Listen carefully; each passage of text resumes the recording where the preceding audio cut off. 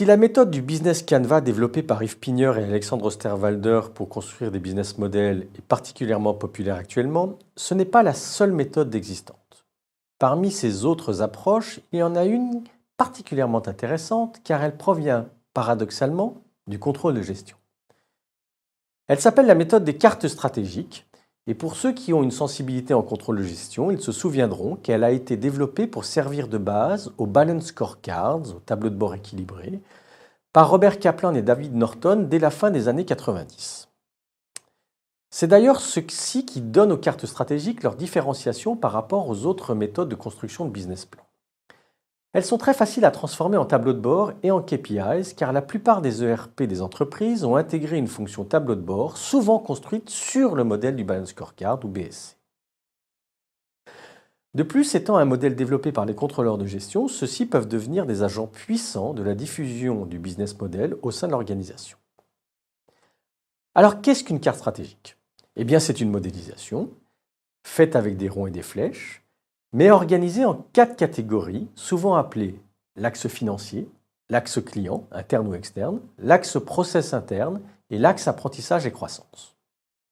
La représentation graphique de base est donc une page divisée en 4 zones par 3 droites horizontales et chacune de ces zones est dédiée à l'un de ces axes. Ensuite, l'entreprise remplit chacun de ces axes par des ronds décrivant les actions qu'elle va engendrer sur chacun donc, de ces axes.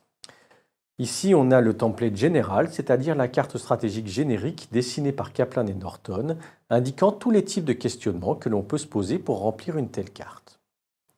L'idée de base est qu'une entreprise, publique ou privée, a toujours comme objectif de créer de la valeur financière, c'est-à-dire un certain niveau de profitabilité ou de rentabilité, d'où l'axe financier, qui correspond à ce que l'entreprise vise comme flux de revenus, de cash, etc.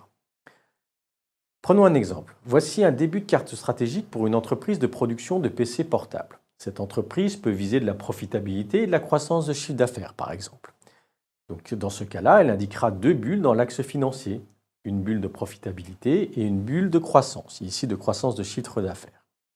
Mais pour atteindre cette profitabilité et cette croissance, elle devra faire une proposition de valeur au client, basée, par exemple, en fonction de sa stratégie, sur des prix bas et sur une expérience d'achat très facile, ainsi que sur une marque forte inspirant confiance. On va donc retrouver ces 3 bulles dans le second axe, l'axe client. Mais elle doit alors s'organiser pour produire cette offre de valeur pour le client. Et ici, l'entreprise décide de faire cela en outsourçant sa production et en digitalisant sa distribution. D'autres actions pourraient être envisagées, mais pour des raisons de simplicité, nous focaliserons notre attention sur ces 2 bulles-là. Enfin, l'entreprise doit adapter son personnel, ses procédures, son organisation pour pouvoir faire vivre ses process internes. Cela correspond à l'axe apprentissage et croissance tel que l'ont appelé Kaplan et Norton, mais que beaucoup appellent en fait capital organisationnel, voire simplement RH. Dans notre exemple, l'entreprise souhaite que son personnel évolue vers des compétences plus tournées vers le client et vers la réduction des coûts, et moins vers une excellence technique dans laquelle ils excellaient auparavant. Et d'autre part, cette entreprise souhaite développer une culture du low cost en interne. Puis la carte se termine par des flèches qui vont permettre de s'assurer que toutes les actions sont faites dans le but de réaliser l'objectif de création de valeur. On obtient ainsi un modèle en 4 axes très simple. L'intérêt de ce modèle est qu'ensuite on peut de manière très directe traduire ces bulles en indicateurs dans les 4 axes. Ainsi, la profitabilité peut se transformer en EBITDA, la croissance en indicateur de chiffre d'affaires, les prix bas en un benchmark sur les prix, les compétences en un nombre de journées de formation, etc. etc. Classiquement, cela va s'appeler un Balance Scorecard, c'est-à-dire un tableau de bord basé sur une modélisation de type carte stratégique. Et c'est cet enchaînement entre le business model et le contrôle de gestion qui peut alors accroître les chances d'une implémentation réussie du business model. Cette approche par les cartes stratégiques représente une alternative au célèbre Business Canvas de Pigneur et Osterwalder.